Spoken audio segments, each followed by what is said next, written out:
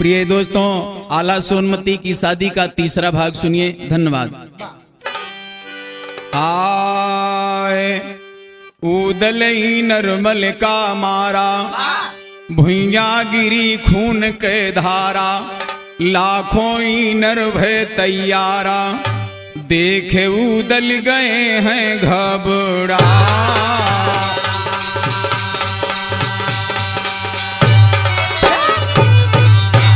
अब घबराने बाघा उदल, जब लाखों ईनर हो जाई, असली ईनर फिर जिंदा भा थे धनुहा उठाई। उदल सोचई अरे विधाता, अब कैसे जीव बाँचाई, एक का मारन लाखों हो गए, कवन करी हम लड़ाई।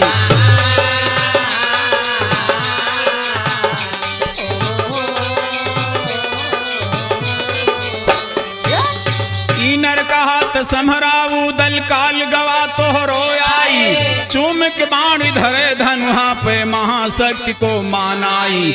मारिस बाण खींच के ईनर चला पवन यस अरराई, बाण लाग बाघा उदल के रोक सके ना बलदाई।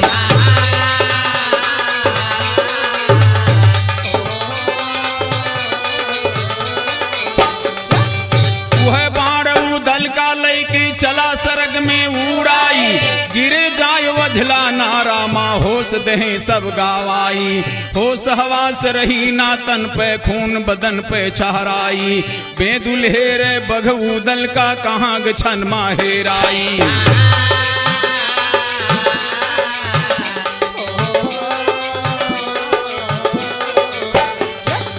उदल पर आया है नारा, माँ ईनर के किस्सा गाई, हुक्म कहाँ रन कह दई नर चलिभा डोला उठाई। डोला लई के सोनमती के महलन माँ पहुँचा जाई, पहुँचा सिंहासन पे ईनर गवा तुरंत भाई।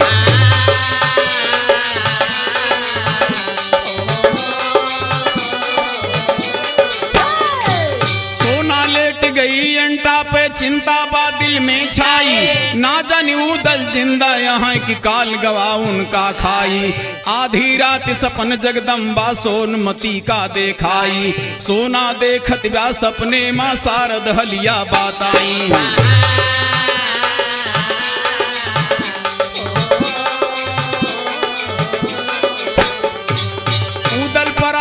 मझला माँ तू द्यावन का पहुँचाई, सोना उठी पलंग से झटे तुरंत दासी का बुलवाई।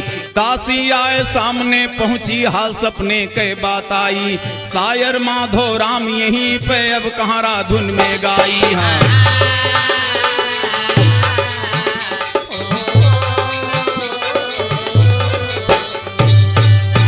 ए भैया देखा इनर मलेशन बाण मारिस की उदल जाए के वझला नारा में गिरे, और होश हवास सुनाए बा, बेदुल अलग हेरत बा, लेकिन सोना का डोला उठा के और सभी लश्कर के साथ इनरमल अपने देखा सिंहासन पे पहुंचा। इनरमल सोवत बा, रात के समय बा, सोना सोई गई, लेकिन उनके चिंता बा, सोचती हैं उदल जिंदा यहाँ की मर गए। तो आधी रात के समय में शारदा माई जाके सोना को बतावती हैं, और कहना है भैया,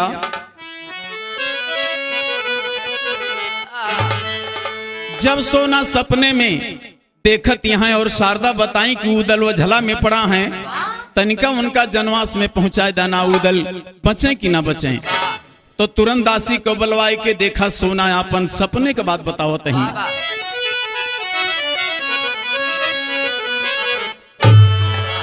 अरे तो मैं सपनवा देखो ना, सोना दासी से बतावत ही भैया कि मैं सपनवा देखो ना, लागल उदय चंद के बनवा, मैं सपनवा देखो ना।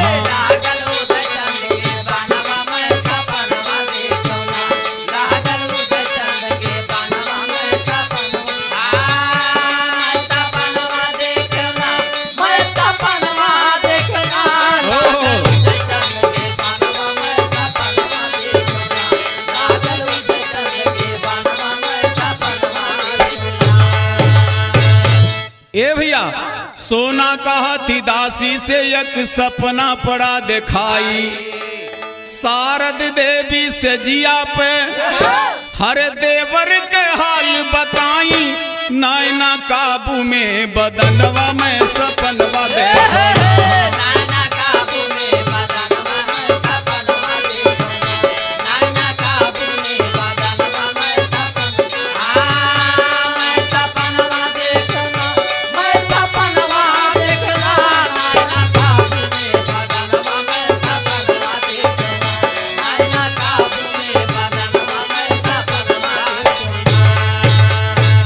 ए भैया उदल पड़ा यहाँ मझला माँ रही न होश हवास, पैदुल घोड़े के पता नायना हर बिलख पड़ी लहा, टब टब चुए बदन से खूनवा में सपनवा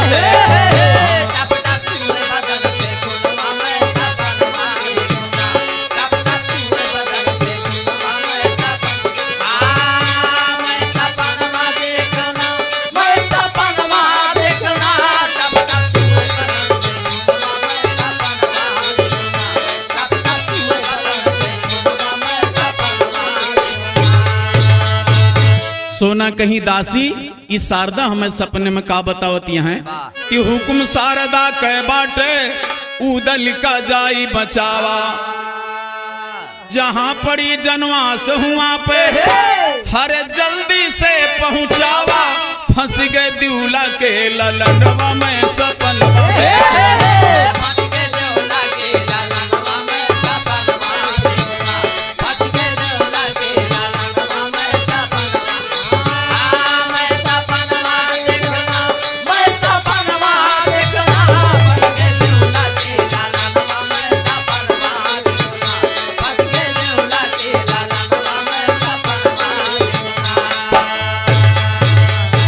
सोना रोवती हैं और दासी से बतावती हैं, का बतावती हैं भैया कि ना यही है दिउला नंदन तो होए ना मोर सगाई, आल्हा सपति हमें न मिली है, अरे जन्म हजार चाहे पाई, रहबे कुंवारी बिन सजनवा में सपनवा देखो।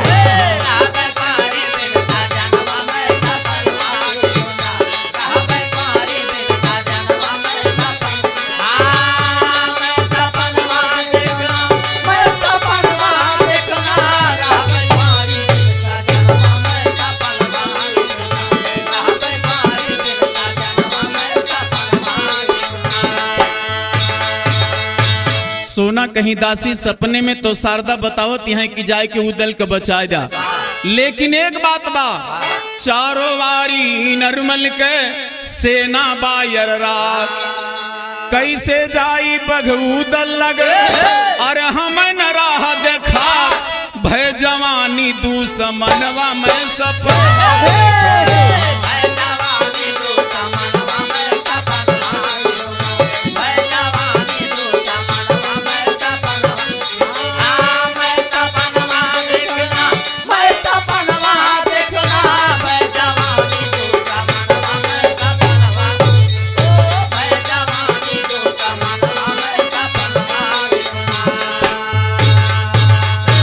तो दासी समझावत बिया सोना का कैसे भैया, दासी का है सुना महारानी जल्दी करा तैयारी, दासी कहे तू तैयार हो हम तुम्हें उपाय बतावत ही, दासी का है सुना महारानी जल्दी करा तैयारी, उड़न खटोला लावत बाटी, अरे देव विपतिया टारी, मिली है उदल करा यकीनवा में सपनवा।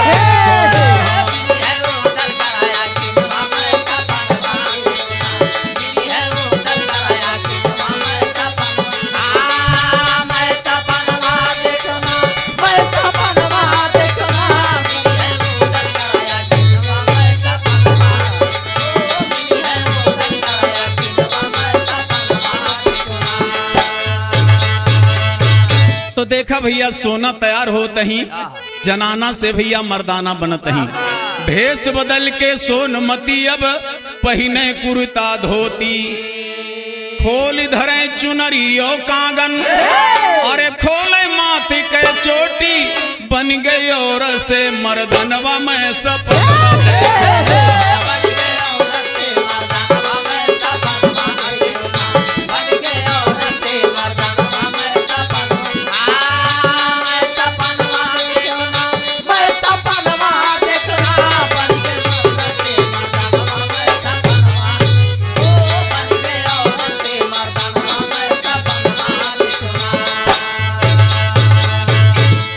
भैया बैठी उड़न खटोला मायब बने भेष मर्दाना।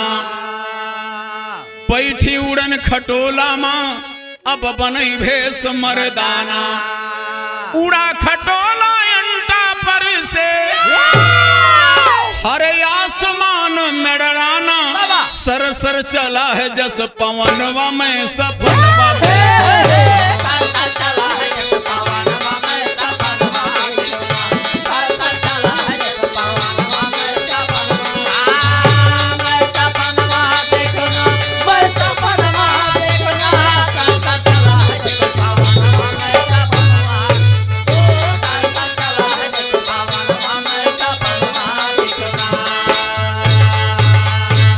अंटा पर से उड़न खटोला में बैठ के भैया भेष मर्दाना में सोनामती देखा कहाँ जाते हैं भैया। लेह खटोला सोनमती वझला लग पहुंची जाई। माधोरा में खड़ा दंगल में अरे सबसे शीश झुकाई। बाटे सारद के बरदनवा में सपनवा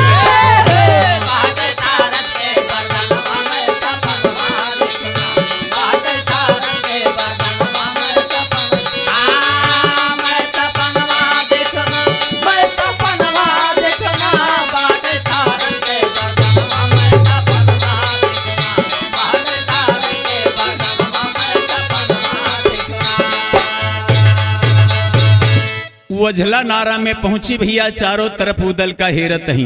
लटका में कैसे हेरत है भैया।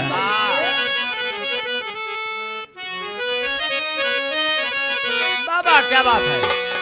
कहना है भैया कि सोना पहुंची वझला नारा।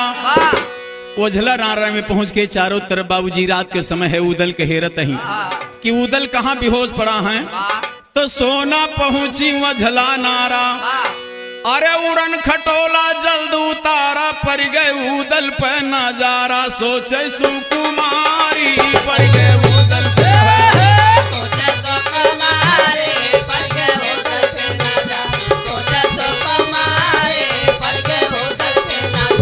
सोचे सुकुमारी पड़ गए उदल पे नजारा। सोचे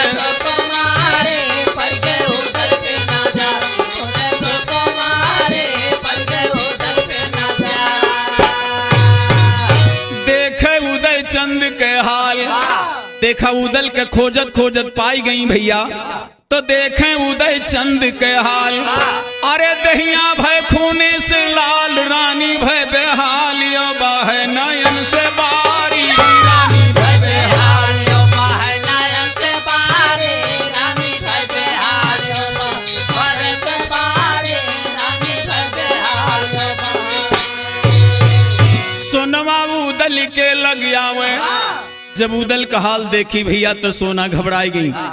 उदल के खूने से बदल न था फतवा। उदल बेहोश पड़ा है। सोना जब देखी तो रोवे लगी भैया। सोना उदल के लग आवे। अरे ठाढ़े नैन से नीर बहावई अपने देवर का जगावई। लेके कवारी अपने देवर का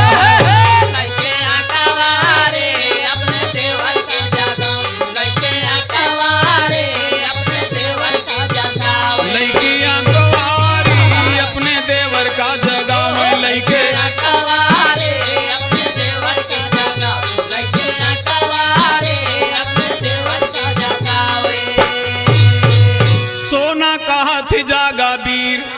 अरे कहवा लागी तोहरे तीर जियरा धरत नाई ना धीर। उठा बालकारी जियरा धरत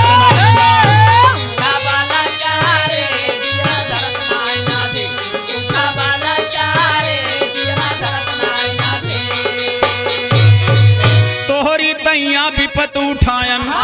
अरे संगमा उड़न खटोला लायन। देवर भेष बदल के आयन। रात अंधियारी देवर भेष बदल के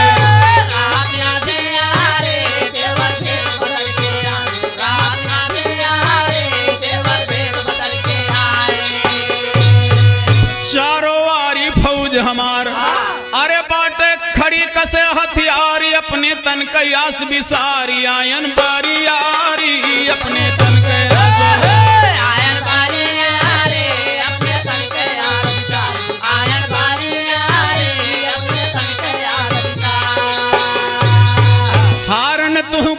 हम समझाई, अरे इनर से ना करा लड़ाई, बाबरदानी हमार भाई वीर धनुधारी बाबरदानी।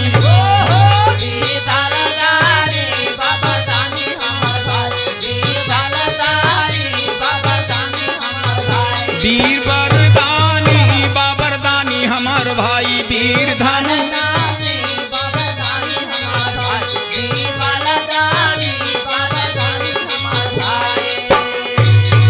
आपन लश्कर साजी किलौत्या, अरे लड़के भैया से निपटौत्या, शादी हंस के मोर करौत्या, चली ससुरारी शादी हंस के मोर।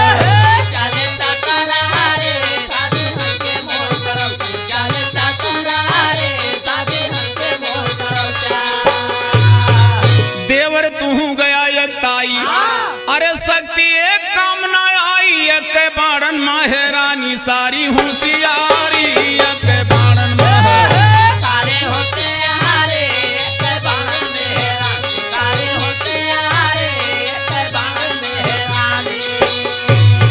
तो जागा अब ना कराय बेरा, अरे चारों तरफ पड़ा बा घेरा, देवर हो जाए सबेरा पड़े दिगदारी देवर।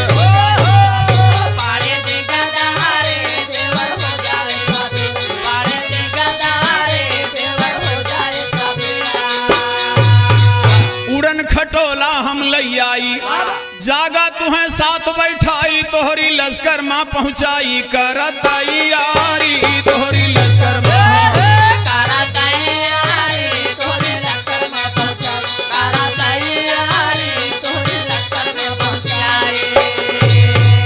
तो बहुत तरह से उदल के जगावत ही भैया, लेकिन होश ना आवत गया, तब उदल जागे नाई जगाए, सोना बैठी उन्हें उठाए, उड़न खटोला माँ बैठाए, करे होशियारी उड़न खटोला माँ।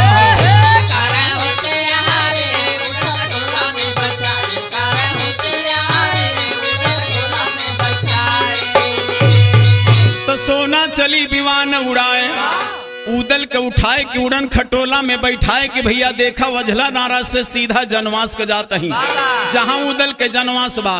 तो सोना चली दीवान उड़ाए, अरे पहुंची जनवास से मजा, अब तो उदल का उतारे रानी से मारी, अब तो उदल का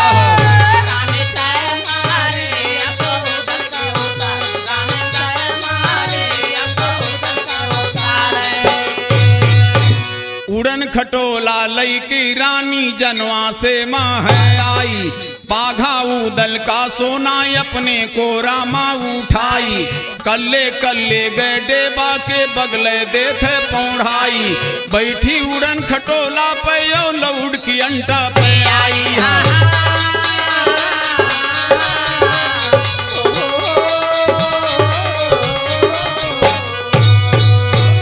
भैया देखा डेबा सोवत रहे बारात में, डेबा के बगल में उदल का पौढ़ाई के सोना उड़न खटोला पर बैठ के फिर अंटा पर चली आई। ए भैया भवा सवेरा डेबा जागे, बगले उदल का पाई, लगे जगावे बघू उदल का, जागा आल्हा की भाई, होश आई गए बघू उदल के, देख सबका चकराई, डेबा कहा कैसे आया, दहिया गई बघुनाई।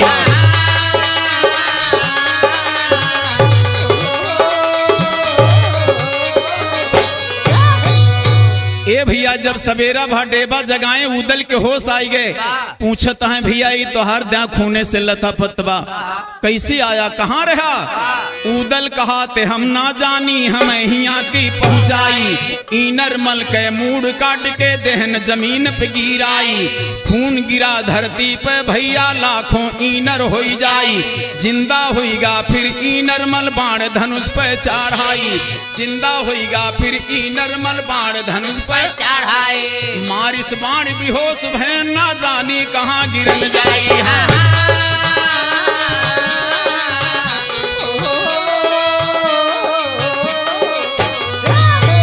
पता ना भैया हम हिया यहाँ की पहुँचाई, इहो पता नाही बा भैया हमें यहाँ के पहुंचाई।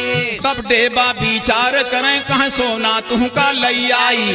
उदल कहा थे मलखाना से हे सिरसा के बलदाई, देर कराना लश्कर साजा निधर कैदा चढ़ाई।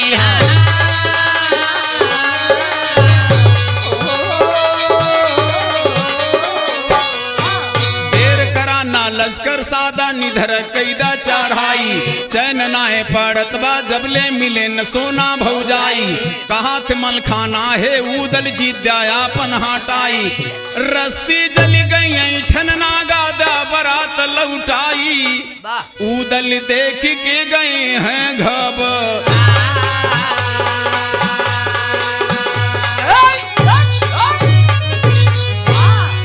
बोले उदल से मलखाना भैया मोर कहा ला माना, सोना मिले न पक्का जाना। ए भैया बाटई नरमल जे कर ऐसनो भा,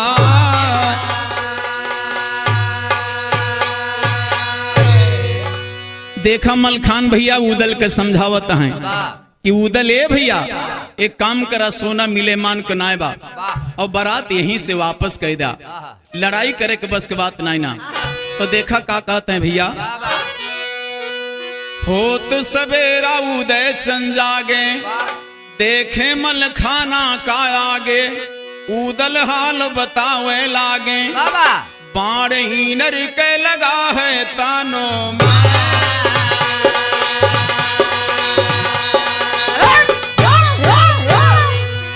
अब देखा उदल भैया मलखान से बतावत हैं, का बतावत हैं, बाण लगा जब तनमा भैया घायल भई शरीर सुना, पता ना हम कहाँ गिरन यसमार सीनर तीर सुना, कौन विधि मारा ईनर का कसा कमर शमशीर सुना।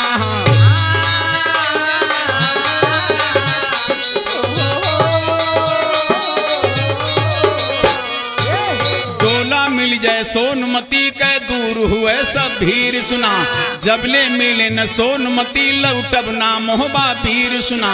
कहा थे मलखाना उदली तोहरी नाय जगीर सुना, अब ही को पे ई नरमल तो दिए पकड़ के चीर सुना।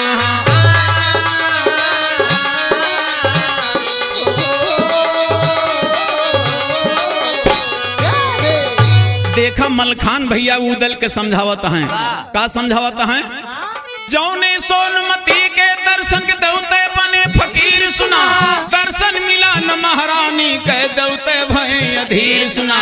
52 दुल्हा जकरे कारण कसाय है जंजीर सुना, तौने सोनमती रानी का दा भुलाय रणधीर सुना।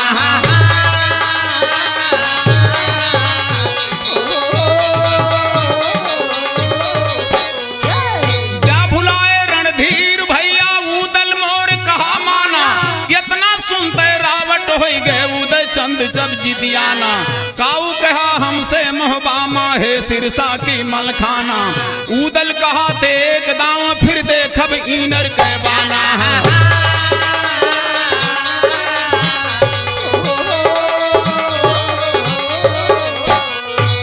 बिन पाए अब सोनमती का मोहबाना होए जाना, यही किस्म से बात कहे पहुँचे बेदुल्लग मस्ताना।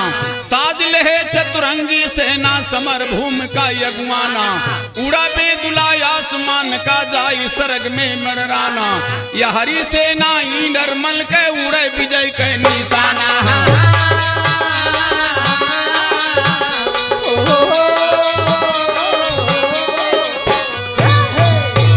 संडीला घोड़ा पे सवार भा समदेवा सुत बलवाना।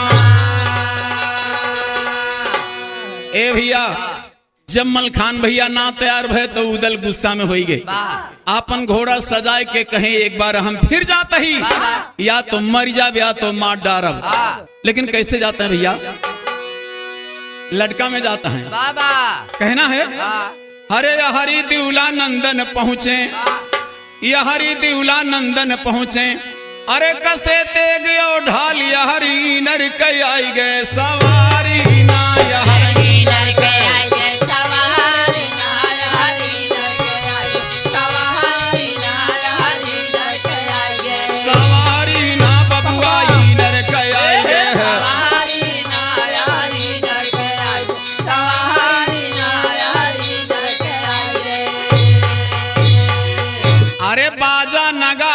और टूटी पड़े जान बान हाथे माई नर समारी ना बान हाथे माई नर समारी ना बनाते माई समारी ना बनाते माई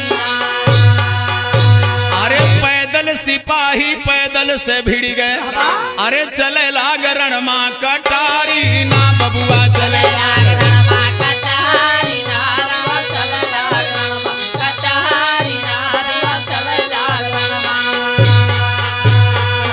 अरे कटकट के मूड भाई धरती पे गिरे लागे अरे होई गई सरग माया धियारी ना भैया होई गए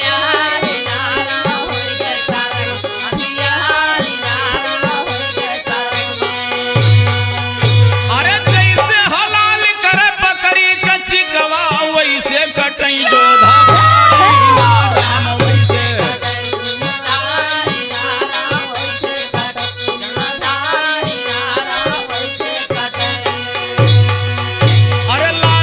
के ऊपर लहास पड़ी लोट वीर करें की लखारी ना राम वीर है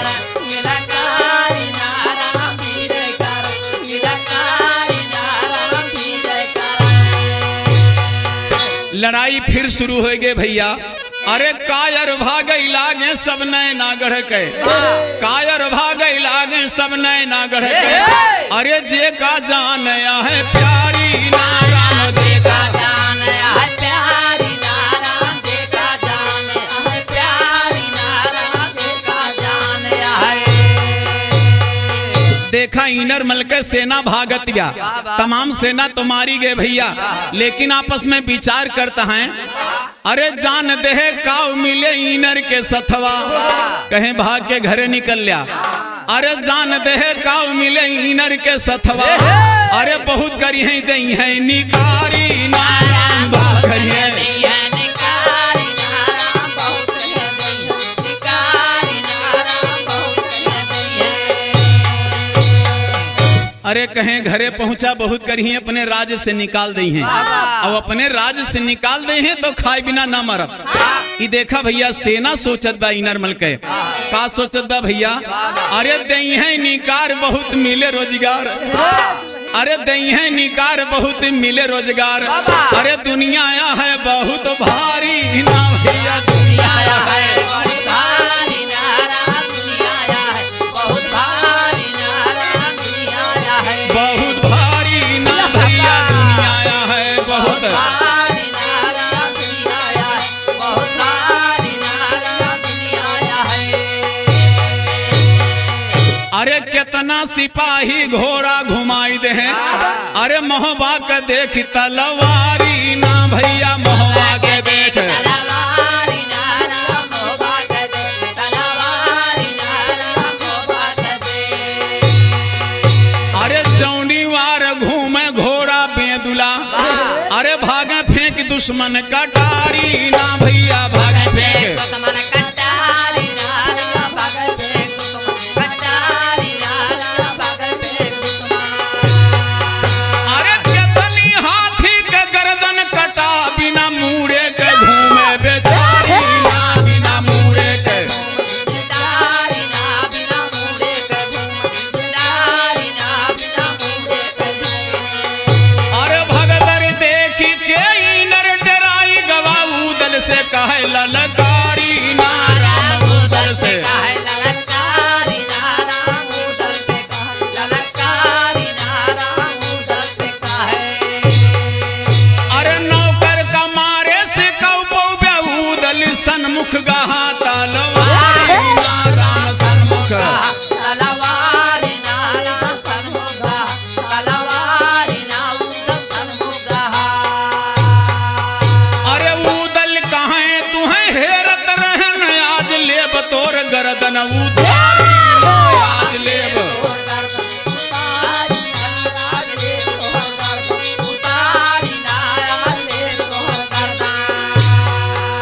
अरे कबले बहनिया पन धर्मा तू रखिया कबले वे रही हैं कुमारी नाराम कबले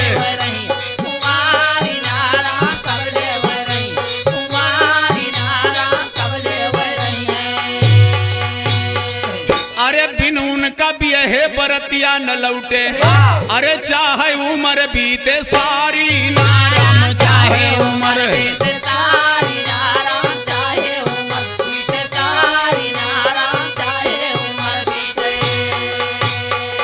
अरे इनर कहे पाजी जी भिला संहार, अरे इनर कहे पाजी जी भिले काट, घर रोई है तोहार महातारी ना घर रोई है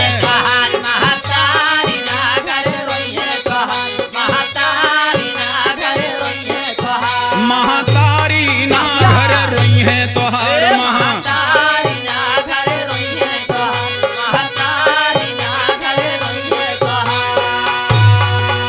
अरे बूदल कहे मारा रो कब वार आए बाद में सरिया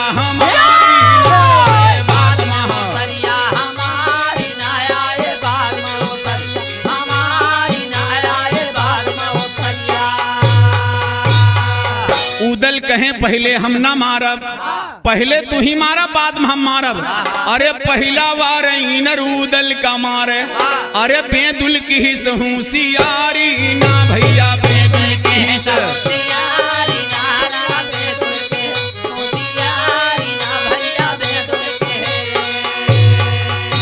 अरे खाली वार परा इनर के भैया, अरे खैचे दुबारा दुधारी ना बबुआ खैचे दुबारा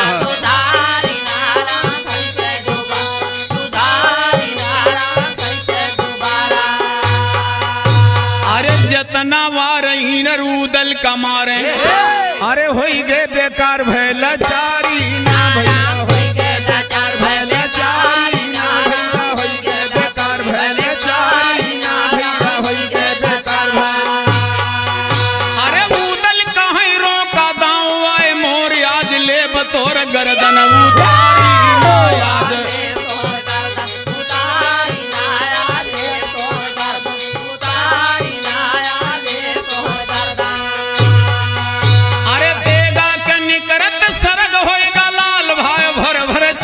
चीन गारी ना राम भर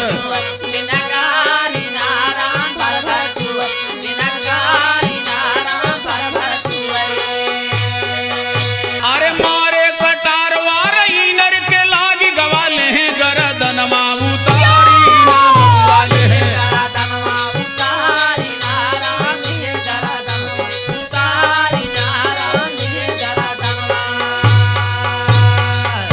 गर्दन ले उतारी भैया आगे के समाचार सुना, हुनवा भूयम गिरते लाखों इनर भय तैयार सुना, फिर से इनर जिंदा होइगा हंसा ठहाका मार सुना, मारे इनर के महिडोले करते हाहाकार सुना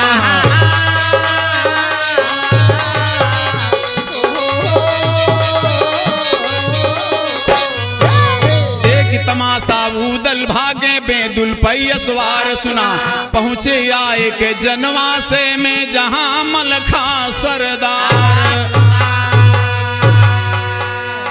उदल भैया इनर मल के जब मारे तो जैसे खून धरती में गिरा भैया, तैसे फिर लाखों इनर हो गए।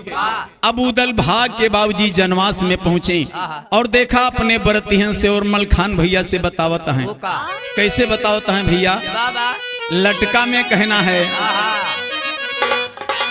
उदल गिरे जोड़ी के हाथ, हरे भैया मुश्किल है देखाती, इज्जत बाटे तोहरे हाथ, आज राखल जिया इज्जत बाटे आज राखल जिया इज्जत बाटे तोहरे हाथ, आज राखल जिया इज्जत बाटे तोहरे हाथ।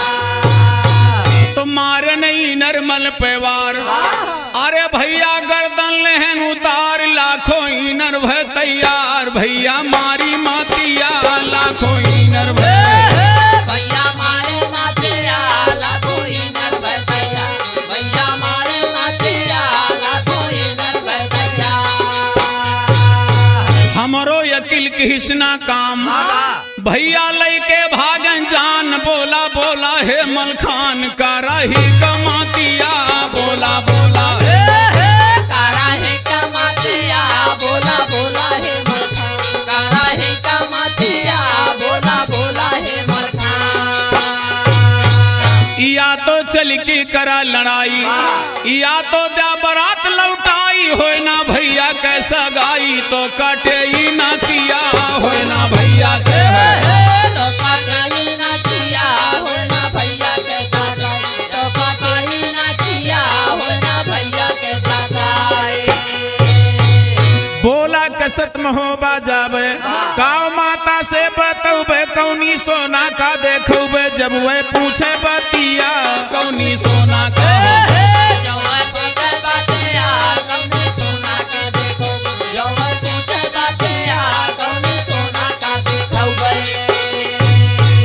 तो भैया सिरसा के मलखान, अरे राखा नैना गरमा शान, डोला लैला होत बिहान, जैसे मारा पाखिया, डोला लैला होत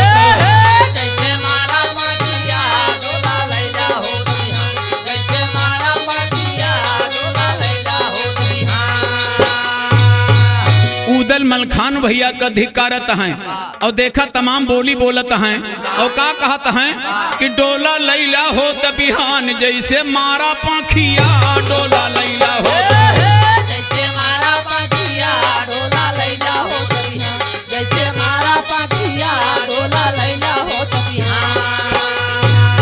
तो हंस के कहें वीर मलखान, अरे उदल कहें यहाँ घबरान, हमका दे जल्दी जलपान, यो पिए का भांगिया, हमका दे जल्दी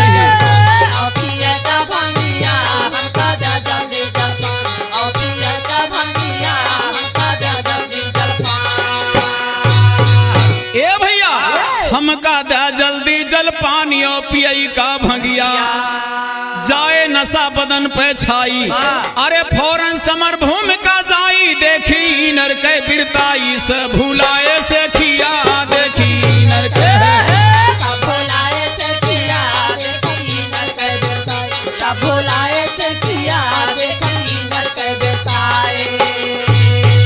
तो देबै हाथ से मीज बहाई, अरे तन से खून गिरई ना पाई, देबै नर के गांजाई, आज रण में लसिया, देबै नर के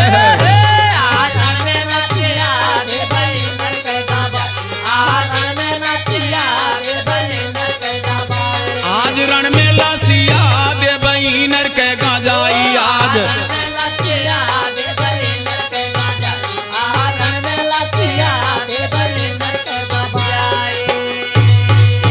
लाश गजाए देवई नर के मलखायस बतलाए सुना, करें हजार दंड बैठक यो रहा लंगोट चढ़ाई सुना, भांग शराब कथा हनाए ना मलखा पिए घाय सुना, चलाई नरमल से लड़ने को मुगदर हाथ उठाए सुना।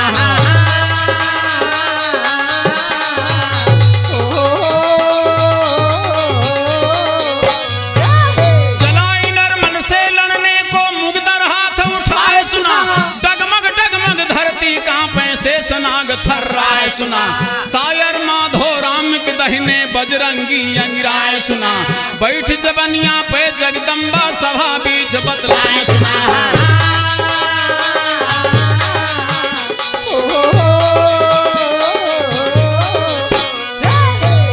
चलाया है मलखान रण का, हर आगे कहा बई गाय, बाणी डर के लगा है तानो,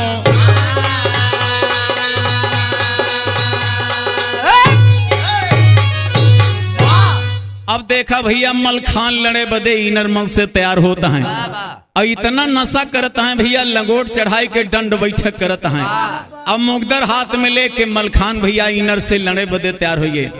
कैसे तैयार होइए भैया, कहना है मलखा गए सभा के अंदर, गरजा कनका के सिकंदर, दौड़े बाहर से लाखों इनर, मलखा फेंक के गदा तब झपटा,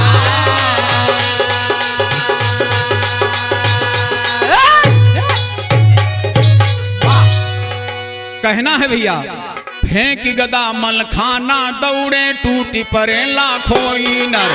तब मलखाना पकड़ पकड़ के दाबे लगे गला धर कर। चर चर जने किया के साथे मीज मीज फेंके हंस कर।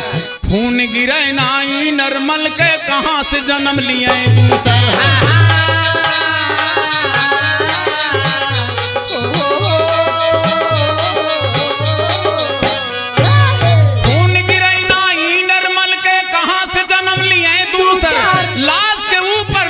पड़ी मलखान लड़ाई तकरे ऊपर। तेग कटारी कुछ ना भेद है जे कर दहिया बाबजर। जितने नकली थे इनर सब एक पहर में गए सफर।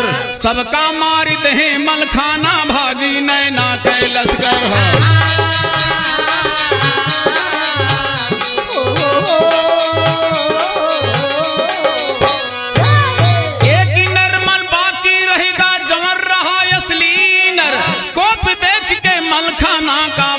तुरंत घोड़ा लेकर भगाई नरमल जब महलन का मलखाना कै सुना जिगर।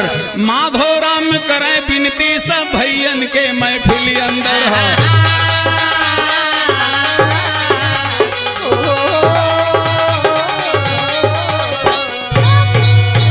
मलखाना गेले जाए के भैया नरमल से लड़ाई शुरू कर दे। अब भैया देखा कोनो हथियार से ना मारत है।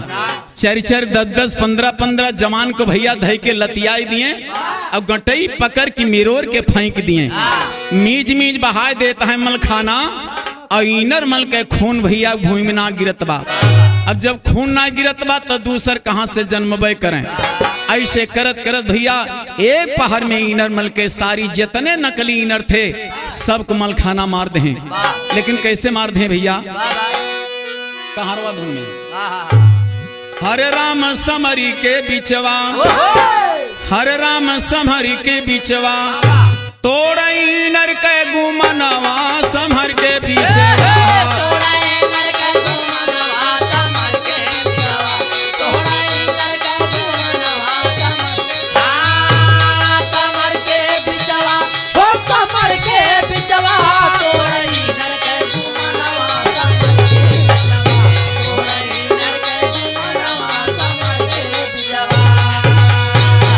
ए भैया जे का पकड़े मलखाना झट मीजिक दिए बहाई।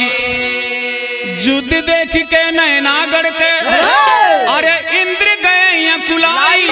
बहिगा धरती ऊपर खूनवा समर के।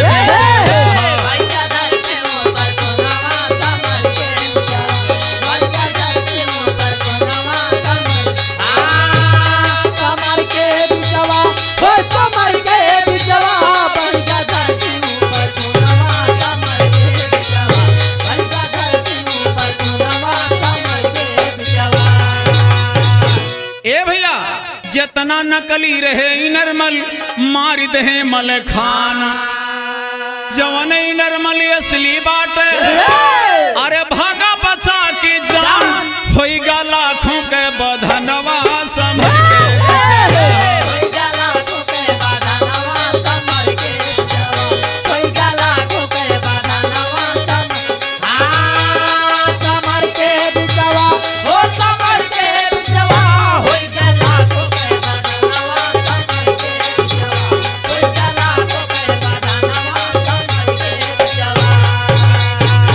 जितना नकली इनर रहे भैया सबको मलखाना मार दे।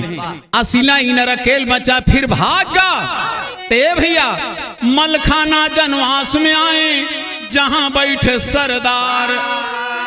भाग के जनवास में आए सब बरतियन से बताएं। डांट के कहें बरतिया साजा। अरे करा दुआर चार खाली होइगा मैदानवा समर के।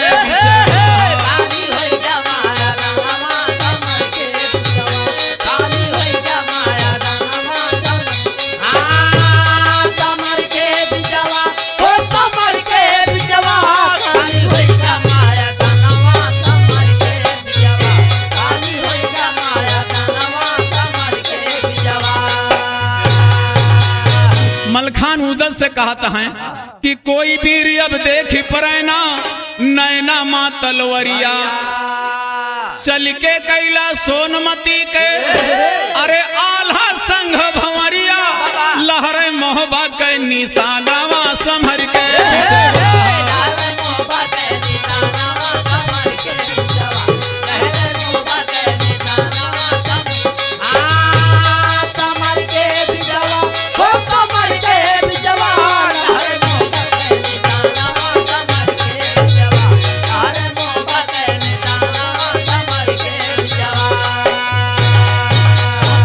ये को सेना के पता नहीं ना इनर गवाह है भाग ए भैया पूरा प्रतिज्ञा है उदल के अरे किस्मत आई जाग साजा सोना के नियनवा संभर के बीच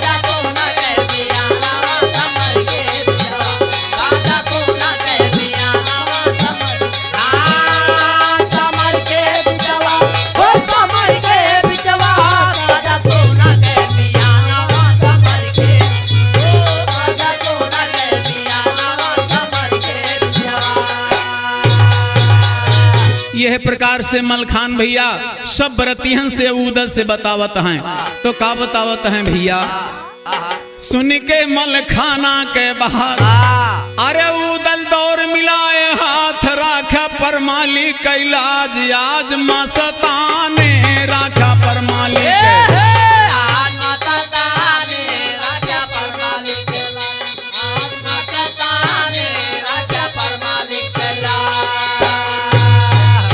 राखा पर मालिक के लाज आज मस्ताने ए भैया राखा मोहबा गढ़ के पानी अरे मारा ई नरमल बरदानी अब तो मिली है सोना रानी बात अनुमान अब तो मिली है सोना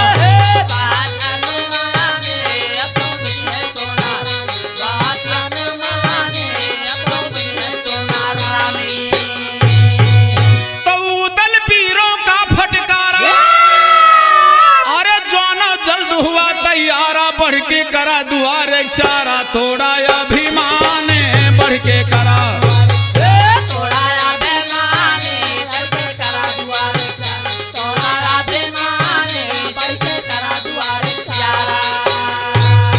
तो भावर सोना के करवाई जल्दी डोला माँ बैठाई जाई दहिया जुड़ाई हम परण कठाने जाए दहिया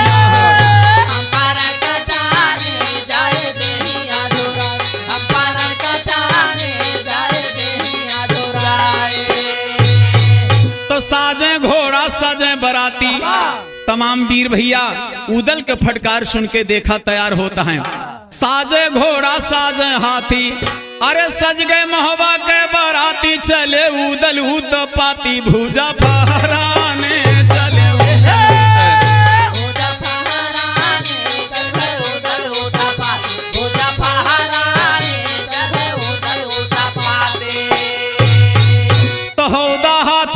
सजवावा अरे जहाँ पे चंदे ले बैठावा पीनस कहाँ रे उठावा चला गुआने पीनस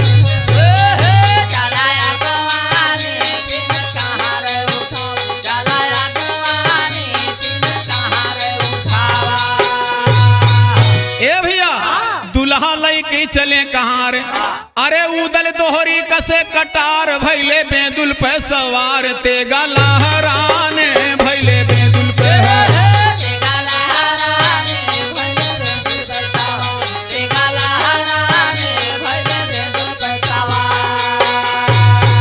तो उखरा खेमा चली बारात बाजा बाजे तोप घहरात झंडा आसमान फहरात देवता थर्राने झंडा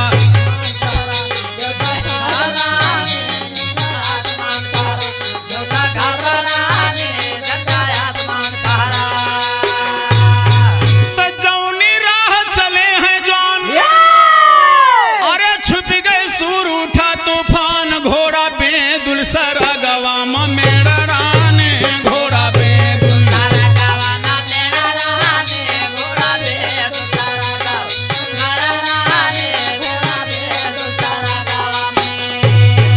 तिहरी हुमसी है बारात अरे माहिल यहाँ लगाए घात पहुँचे इनर के पास मामा बतलाने पहुँचे इनर मल के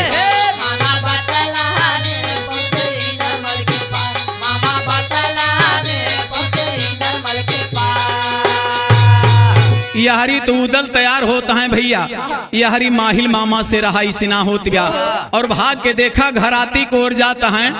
तब उदल आवत यहाँ दुआरे, माहिल मामा चुंगली करता है इनर मन से कि उदल आवत यहाँ दुआरे। अरे राजन काहे हिम्मत हारे, उनका छोड़ा जिन बिन मारे सारे उधिराने, उनका छोड़ा ना सारे उधिराने, उनका छोड़ा जिन बिन मारे, सारे उधिराने, उनका छोड़ा जिन बिन मारे। एकदम फिर से धनुष उठावा, अरे बरात उदल के लौटावा, जिया जिंदगी ना चोरावा, मुँह बलवाने जिया जिंदगी ना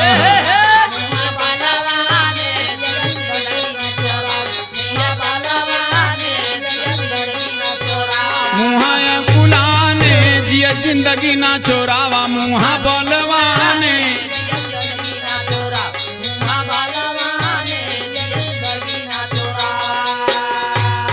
तो चाह कुशल दिया लौटाई, अरे नाही भावर लिए कराई, मारा गिन गिन बाण उठाई, जवान जी दिया ने मारा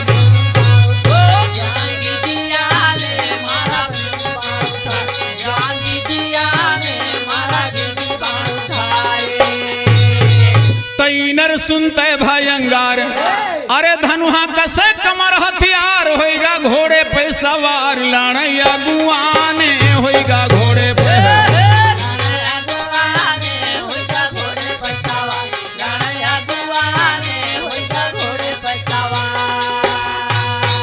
तैनर फरकन से घोराई, अरे उदल बरात लौटाई, पहले हमसे करा लड़ाई, आज आखिराने पहले हमसे करा, आज आखिराने पहले हमसे करा लड़ाई, आज आखिराने पहले हमसे करा लड़ाई।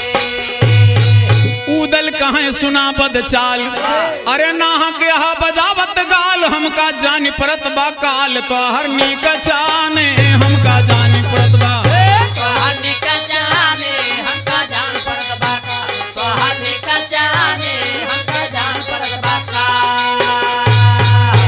नरमल उदल के हाल, अरे पंचो सुन ले कई के ख्याल, तुमसे नाही गले दाल, आज पछताने तुमसे नाही, आज पछताने तुमसे नाही गले दाल, आज पछताने तुमसे नाही गले दाल, आज पछताने तुमसे नाही गले दाल, आज पछताने तुमसे नाही गले दाल, आज पछताने तुमसे नाही गले दाल। पछताने से दाल गले नाई, नर के अब हाल सुना, बैठा घोड़ा पे नरगा बगिया में तत्काल सुना, डांट के बोला बरात रोका, टुकर खोर चंडाल सुना।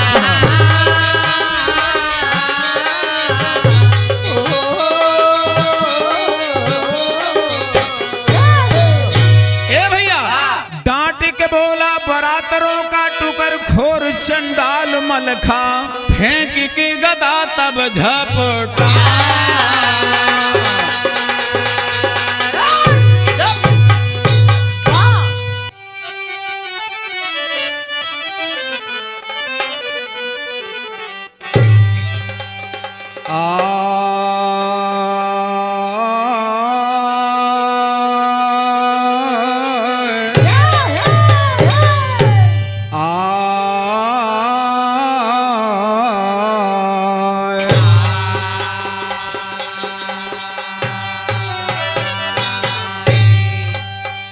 माहिल मामा जाए कि इनर मन से भैया चुंगली करता है और कैसे कहता है, हाय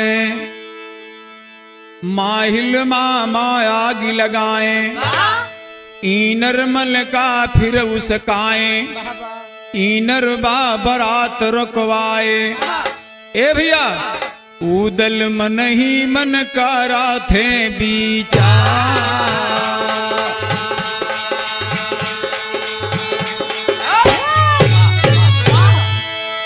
मन ही मन मा उदल सोचे सार कहे बाजी दिभारी। शुरू लड़ाई फिर से होई गए वीर कटई जैसे बकरी। लेहे कहाँ रे दुल्हा भागे कायर भागे पीठ झारी। ओ पाया है इनरमल देखा नैनागढ़ के माझारी है।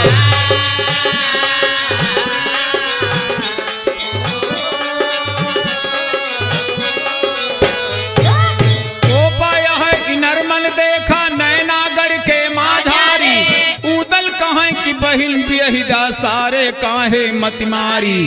किला खोद के नैनागढ़ के देवे जड़ से उखारी। हर न धवाई दियब गदहा के बीज बोबे काटारी। नैनागढ़ में विधवा रोई है सोना जई है ससुरारी। हाँ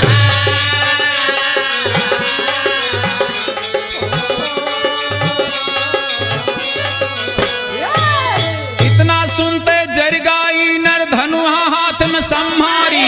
होय लाग बौछार बाण के लश्कर में भैली अधियारी। परलय होई गए जान बचावत नर किया कोप भारी।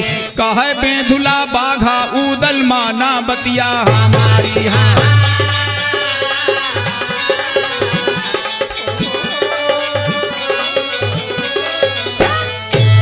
हाल सुनाई नरमल के वरदान दे हैं त्रिपुरारी।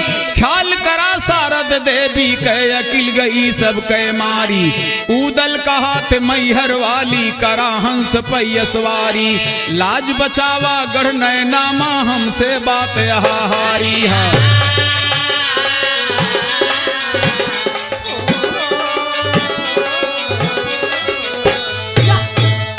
ए भैया अकेले इनरमल जरूर बचावा, लेकिन इनरमल के मार से बाबूजी देखें उदल के सारी सेना घबराई गए। पेंदुला कहत बा उदल भैया एक बार मैहर वाली मैया का सुमिर लिया। काहे से कि तुम्हें वरदान दे हैं तो बिना उनके सहारा उदल आगे न बढ़ पा। तो देखा लड़ाई तो होत गया, लेकिन मैहर शारदा को उदल सुमिरत है भैया। और का सुमिरत है? हाय हर राम बचावा लजिया।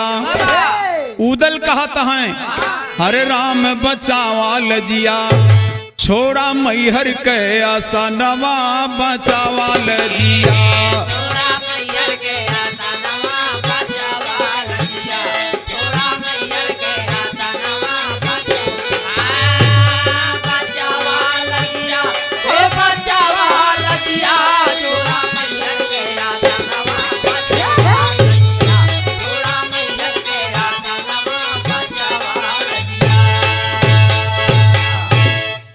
उदय चंद के कमवा बचावा लजिया।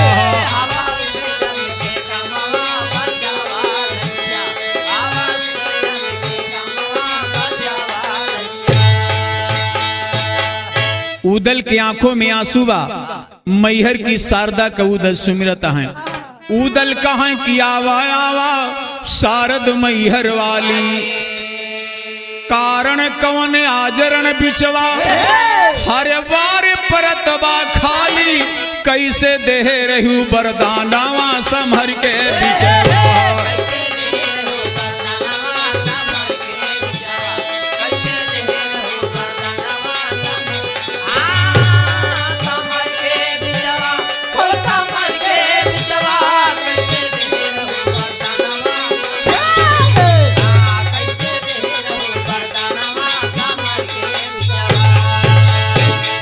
सारी सेना उदल के घबराएगी भैया।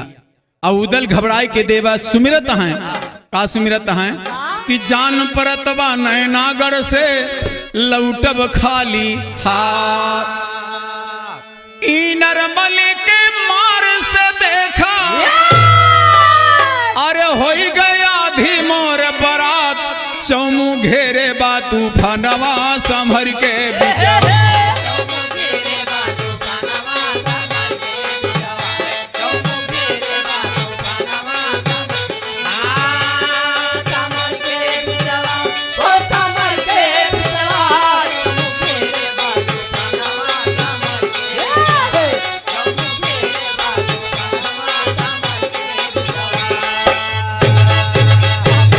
बिन पाए अब सोनमती का गढ़ महोबा ना जावे एक दुल्हनी की तैया हम अरे जीवन खराब करबे जब हम पौबे ना मियाँ नवा संभर के बिचारा।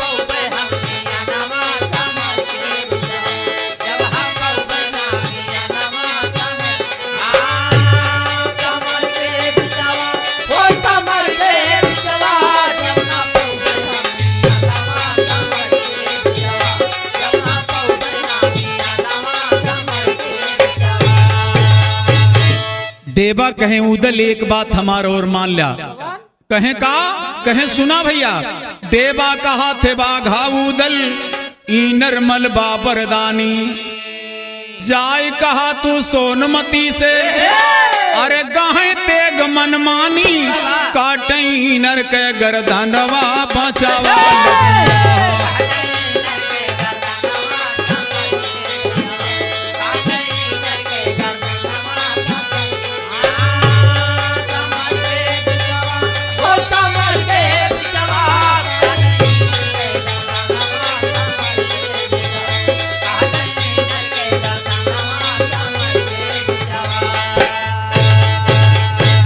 देवा कहें भैया एक काम करा ये हम सोनमती के मिलावे के पड़े और जब तक सोनमती के न मिलोबे तब तक की नरमल मरे ना। और ये हमें विश्वास बा कि नरमल के मरी है तो सोनमती मरी है ये हमरे तोहरे बस के बात नहीं ना। तो उदल जाए के सोनमती से मिला तबे कल्याण बा। तो देवा उदल के भैया समझावत हैं कैसे समझावत हैं भैया देवा उदल का समझावा अरे जाय के सोनमती का लावा उनका घोड़े पे बैठावा तेगा पकड़ाई के उनका घोड़े पे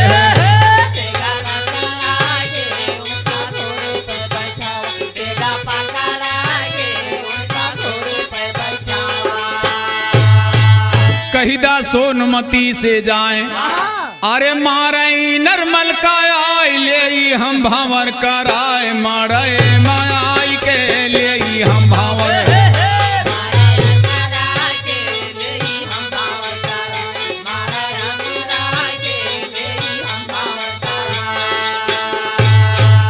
तो सोना के हाथे बकाल अरे जैसे बकरा करे हलाल जाओ महलों में तत्काल कहो समझाई के जाओ महलन में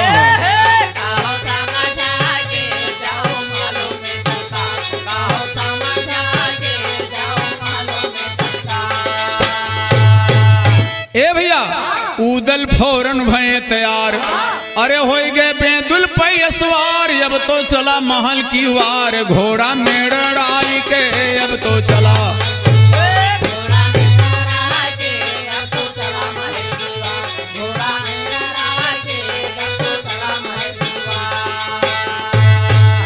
उदल घोड़ा पर सवार हो के भैया सोना से मिले जाता है।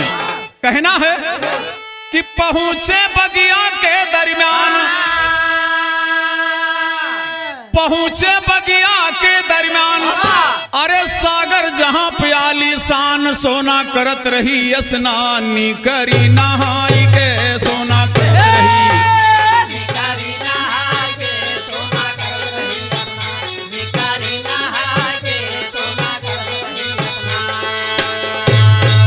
बेदुल आसमान से जूझ अरे परा है फुलवारी में कूद सोना गई देख के बूझ दासी का बुलाई के सोना गई देख के बूझ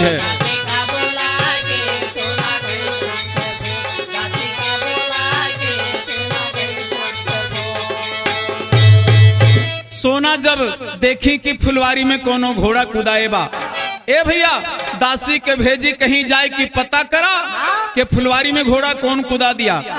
तो जाई के जल्दी पता लगावा अरे घोड़ा कौन बाग में लावा दासी फौरन कदम बढ़ावा चली अगुआई के दासी फौरन कदम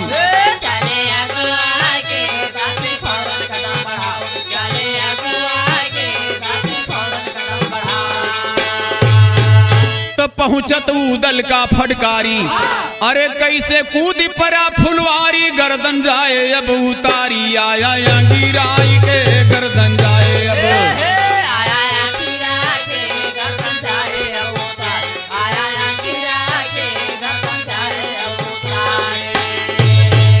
ए भैया उदल कहे अरे दासी चिन्हत ना हा ये हम उदल हई एक काम करा बहुत जरूरी काम बा सोना से तनिका हमके मिलवा दा हम सोना से चुप्पे में मिले आए हई और नहीं से मिलवा दा बहुत जरूरी काम बा।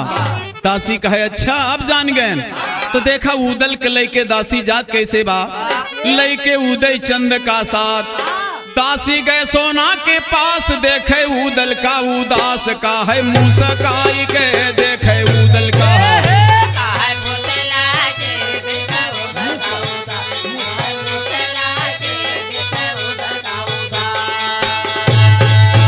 जब उदल सोना इकट्ठा भे भैया तो उदल के चेहरा फीका बा। सोना मुस्काए के बोली कि देवर उदल का बात बा काहे उदास लागत हा तो बोला बोला देवर हजारी।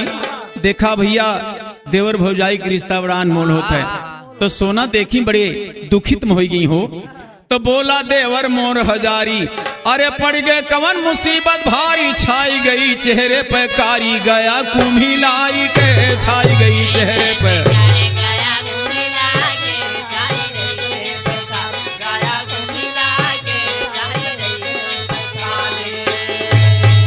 तो उदल कहाँ सुना भौजाई अरे मारे मरे न तोहार भाई चाह जो अपन भलाई सोना चीतलाई के चाह जो अपन।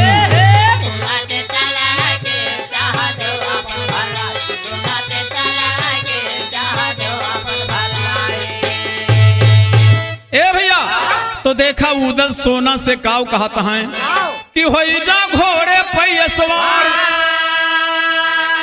अरे भौजी हाथे गहा कटार गर्दन भाई के लिया उतार राण मातू जाई के गर्दन भाई के लिया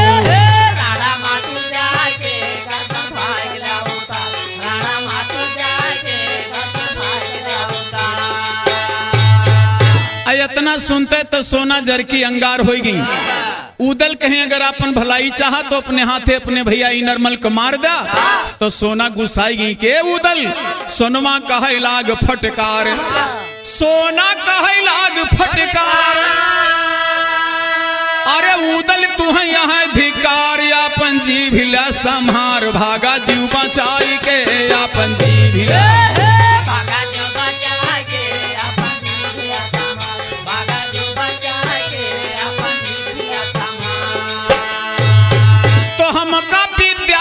सिखाए अरे अपने मारी अपन भाई तू है के दी सिखाए गया बउराई के तू है के दी सिखाए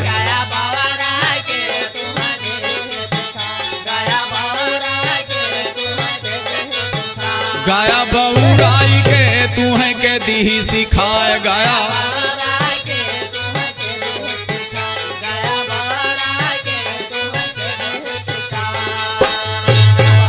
सोना अंगार हो गई उदल के डांटे लगी के उदल अपने हाथे से अपने भैया नरमल के मार दी तू का के बताइस। तो देखा भैया कहना है गवाया बउराई तू उदल सामद बा तोहार आई अपना अपन भैया मारी का हम जनमन का साई गामा बन के आए रहा कहाँ गई अकिलिया भूलाई तू ही यह मोहबा के उदल देख लेहन हम बिरताई हा।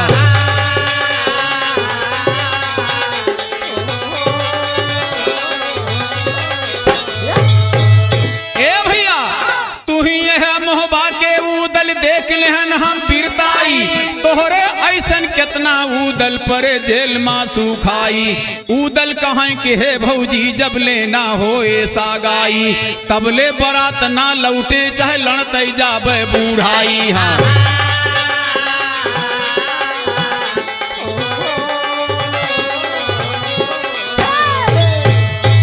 उदल कहता है तबले बरात ना लौटे चाहे लड़ते जाबे बूढ़ाई एका जान ली भौजी दूसर को तू का ना ब्याही ई नरमल बरदान किया ना पहुँच दे इत बंधवाई तब मुस्कानी सोनमती कहे घोड़ दा बंधवाई है।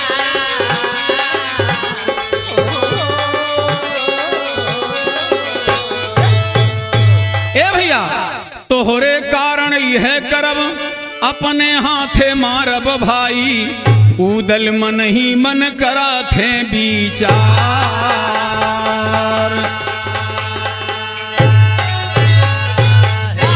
देखा भैया उदल के बात सोना मान रही, अब अपने भैया इनरमल को मारे बदे तैयार हो जाते हैं।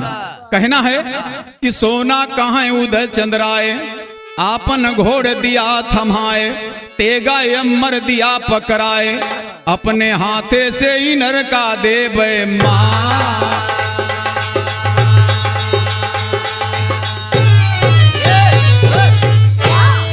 अब देखा भैया उदल आपन घोड़ा तेगा देता है सोना का, और सोना यहीं से अपने भैया इनरमल के मारे चलते हैं। स्वार्थ के दुनिया बा भैया, लेकिन कहना बा उदल कहाँ सुना महारानी, अमर तेग लिया बरदानी, बेदुल घोड़ देहन मनमानी, मूड़ इनर के दिखावा काटी के।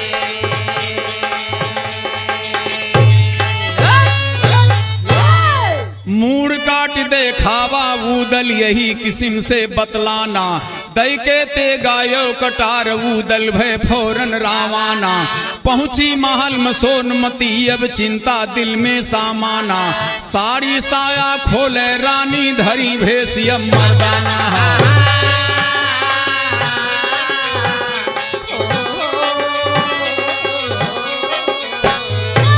साड़ी साया खोले रानी धरी भेसिया मर्दाना, साफा बादली ही मूड़े माँ धरी खोल तन के गहना, जौनी समय में सोनमती अब ते कमरिया माँ बान्हा, फर फर फर के भुजा दोस्तों भर गया आंसू से नैना।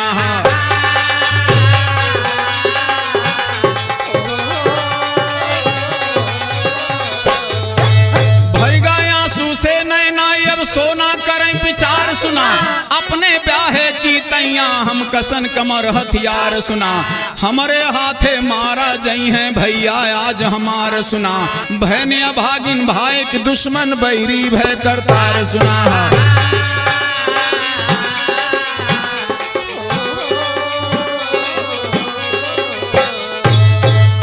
सोना तैयार हो गई भैया, लेकिन महल में अकेले रोवती हैं और सोचती हैं कि आज अपने हाथे से अपने भैया का हम मारे जाते ही। खड़ी अकेले महल में रानी रोवे छोड़ भोकार सुना, होई गए दुश्मन बहन भाई के खत्म होत बा प्यार सुना। तो देखा भैया जात कैसे हैं, कहना है भैया तनी एक पत्ती बढ़ा के। अरे तो रानी सोनवा बा चली, अरे रानी सोनवा बा चली, काट भाई के गर्दनवा रानी सोनवा बा चली।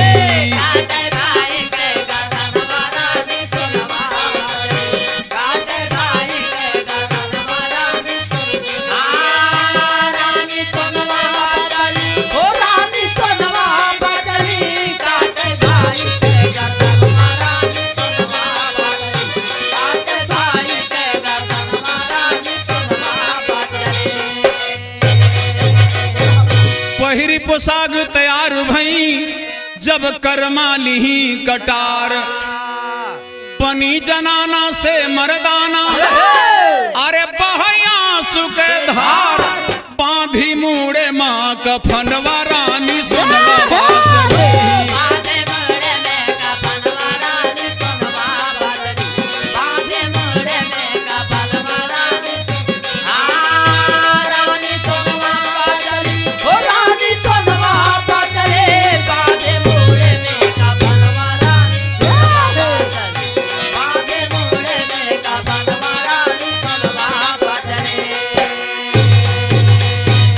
वाह भैया, लेकिन देखा कवि जी का लिखत हैं, दुनिया के अंदर माँ देखा बायन मोल जवानी, वही के कारण सोनमती आज अपने भैया इनरमल को मारे जाती हैं।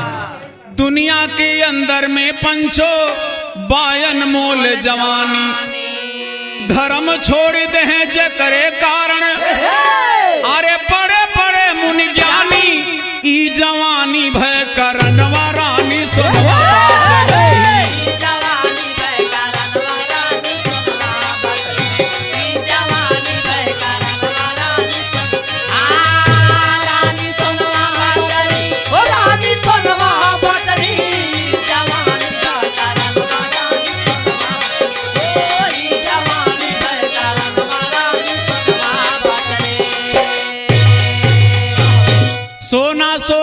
जबले ई नरमल ना मारा जई है तबले कुआरी रहब भावर अरे मोर होय ना पई है अंग अंग बेधेला मदनवा रानी सुनवा चली आगे आगे बेधेला मदनवा रानी सुनवा बदली आगे आगे बेधेला मदनवा रानी सुनवा बदली रानी सुनवा बदले आगे आगे बेधेला मदनवा रानी आगे आगे बेधेला मदनवा रानी सुनवा बदले। ए भैया चढ़ी बेदुला पैसो नायो उड़ा घोड़ आसमान हुआई नरमल को पाबाट अरे रचे है मैदान घिरगा बाण से जहनवा रानी सुनवा गिरगा बाण से जहनवा रानी सुनवा बदली गिरगा बाण से जहनवा रानी रानी सुनवा बदली रानी सुनवा बदले गिरगा बाण से जहनवा रानी गिरगा बाण से जहनवा रानी सुनवा बदले। ए भैया छाया है घटा चौमुख से बहे खून के धारा उदय चंद के भेष में सोना अरे इनर का ललकारा अब सम्हारा कर कमनवा रानी सुनवा अब तमारा कर कमनवा रानी सुनवा अब तमारा कर कमनवा रानी सुनवा रानी सुनवा बदली रानी सुनवा बदली अब तमारा कर कमनवा रानी सुनवा बदली अब तमारा कर कमनवा रानी सुनवा बदली।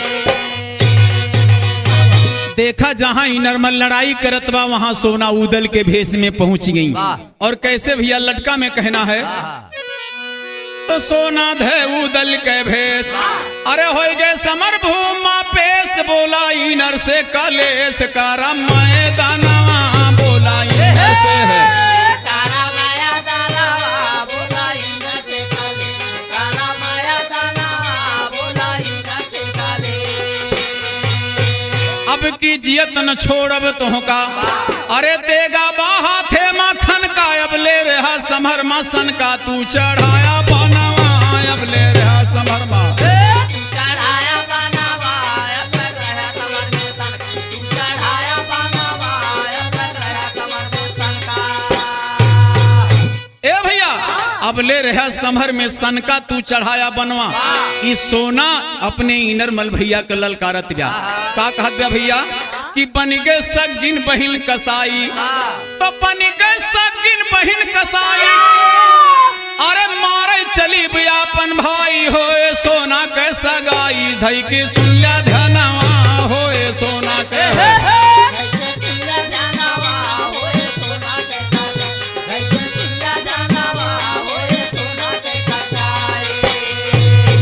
तो शायर माधो राम बनाते चेला छबीलाल सुनाते किस्सा नैनागढ़ के गाते शिव के बरदानवा किस्सा नैनागढ़ के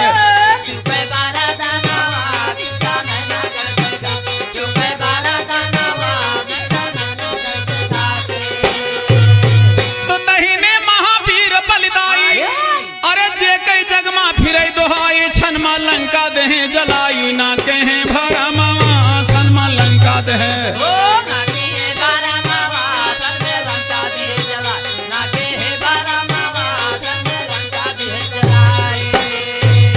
तो शारद रोम रोम में छाए अरे अमृत जिभिया पे बरसाए जवन चाहे तवन गाए बीच मैदानवा जवन चाहे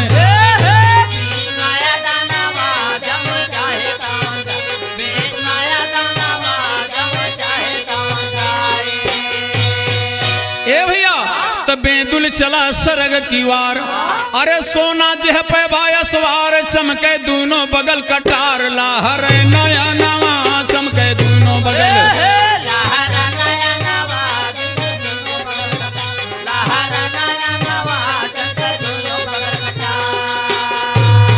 तो सोना मन में गई डराई। अब देखें इनर मल के सामने पहुंच गए, लेकिन सोना सोचत भी अगर अपने भैया को मार दे तब तो ठीक बा, अगर ना मार पाऊ तो हमारे लिए बड़ा खतरा हो जाए।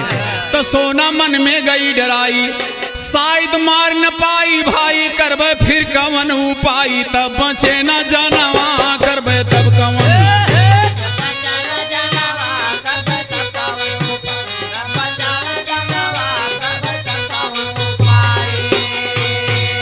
देखे जब मुहा उघार, अरे भेदवा खुल जाए हमार, हमका काऊ कहे संसार, तो हंसे जहानवा, हमका काऊ कहे।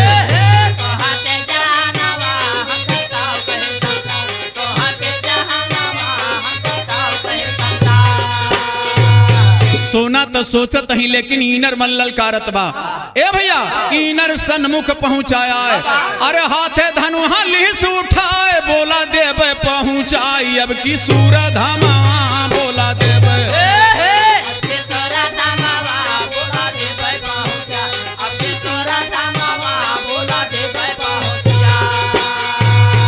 तो बोली सोनमती धिकार, बोली सोनमती धिकार, अरे घर में राखा बहिन कुमार, खोलता कतों चलत रोजगार, तू उड़ौता पानावा, खोलता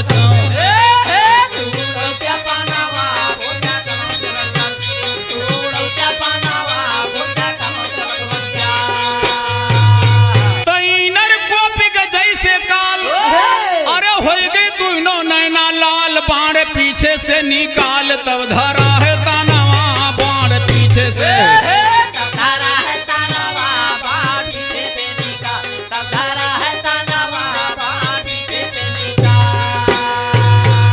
देखें सोनवा कै सुनराई, परत यह देखत है कि आज कौन वीर लड़े आए बा। ए भैया लेकिन ना जान पावत है कि उदल हो कि केया। देखें सोनवा कै सुनराई, अरे कितना वीर करे गौआई, की हिस बेदुल पे चढ़ाई, कावन मासा तानवा, की हिस बेदुल पे।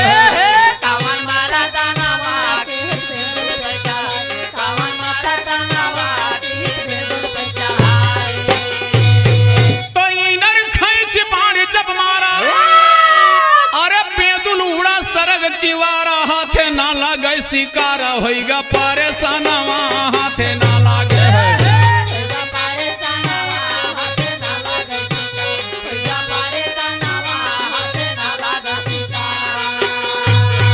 तो इनर दहिने बाण चलावे, ए भैया इनर दहिने बाण चलावे, अरे घोड़ा झटबाए हो जावे, सोना रानी का बचावे, बीच मैदानवा, सोना रानी का।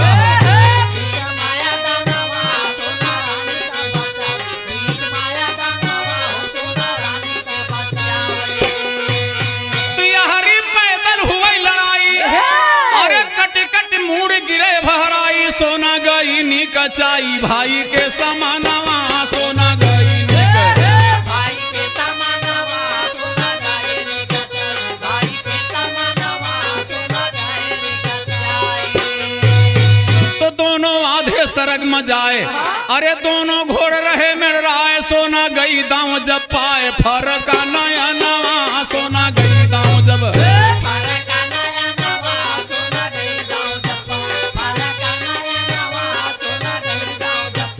फरक नया नवा, सोना गई दांव जब पाए, फरक।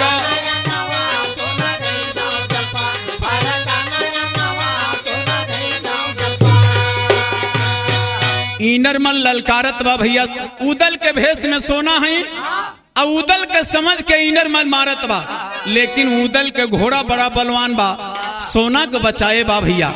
और देखें इतने में इनर सामने पहुंच गया, तो हुआ क्या, और संजोग से सोना का दांव आई गए। लटका में कहना है,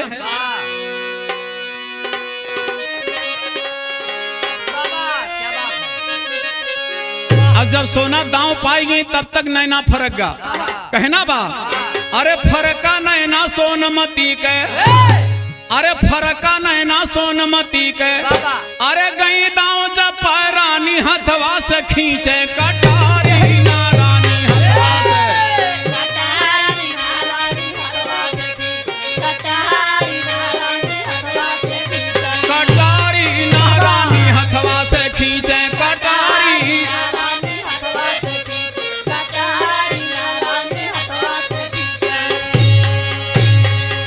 अरे खींच के कटारवार इनर का मार दी।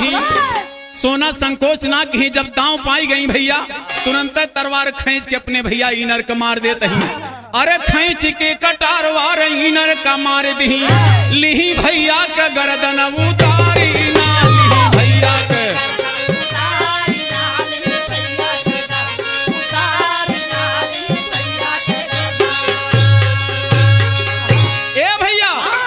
इनर के खुनवा गिराना है भुइया। देखा सोना कैसे चलाकी करत ही। अरे इनर के खुनवा गिराना है भुइया। अरे रोप ली अचरा पसारी ना भैया, रोप ली।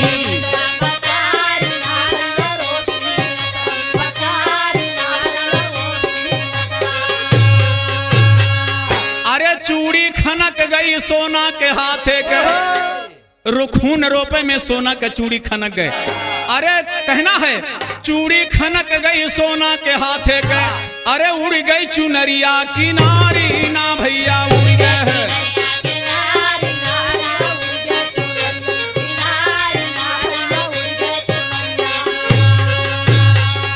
अरे दोनों जो बना समनवा दिखाई पड़ा, अरे चोली के बंदा ही गारी ना बबुआ, चोली के बंदा है।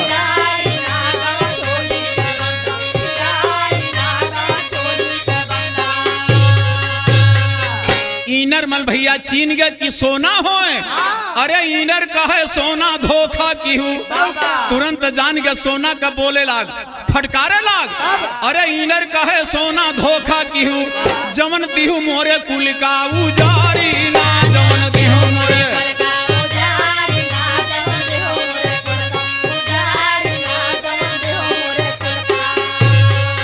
अरे दुश्मन की वरिया से कंस के कटरिया आयु संभर के मधारी ना, राम आयु।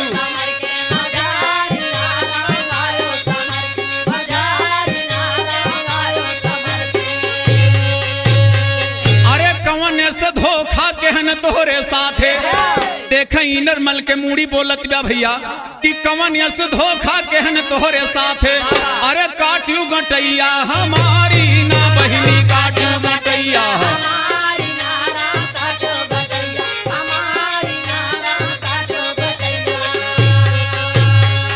रे सोना बहन तोहरे साथे हम कौन धोखा कहन, जौन दुश्मन की ओर से आज दुश्मन बन के हमार गटई उतार ली। सोना रोवत यहाँ भैया का कहत हई।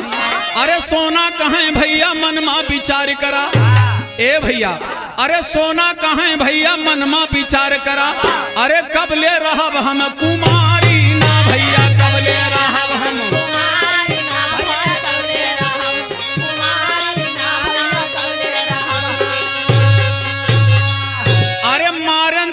अपने ब्याहे की ताई, ए भैया। अरे मारन तुम्हें अपने ब्याहे की ताई, अरे अब हो ये शादी हमारी ना भैया, अब हो ये।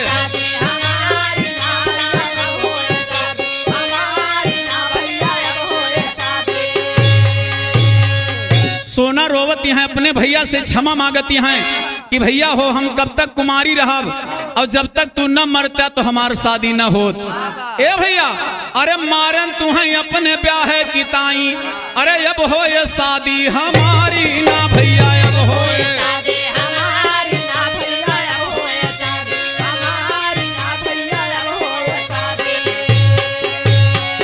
सोना रोवती हैं अपने भैया इनर मलका समझावती हैं, का समझावती हैं।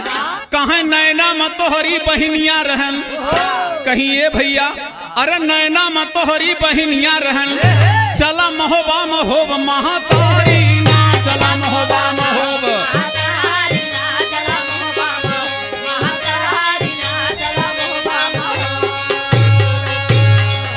ए अरे कोखिया से हमरे तू ले ब्या जन्म, नैना में तोहार बहिन रहन भैया, लेकिन चला महोबा में तोहार महतारी हो। अरे कोखिया से हमरे तू ले ब्या जन्म, तू है इंदल कहे दुनिया सारी ना, तू है इंदल कहे।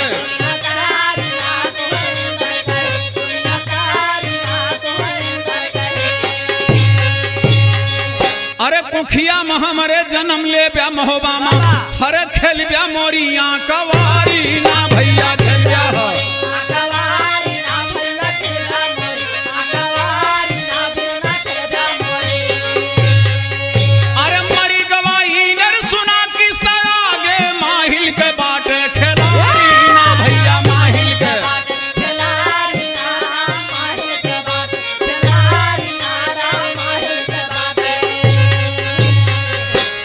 अपने भैया इनरमल का समझाई दी।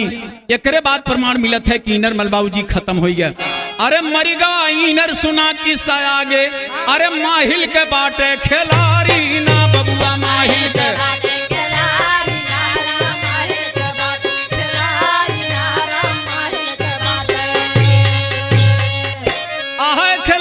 माहिल के जस चूली रहे भिड़ाए सुना, मारा गाई नरमन समदेवा गा खबर पाए सुना, माधो राम कहें कि सायब आगी कही सुनाए सुना।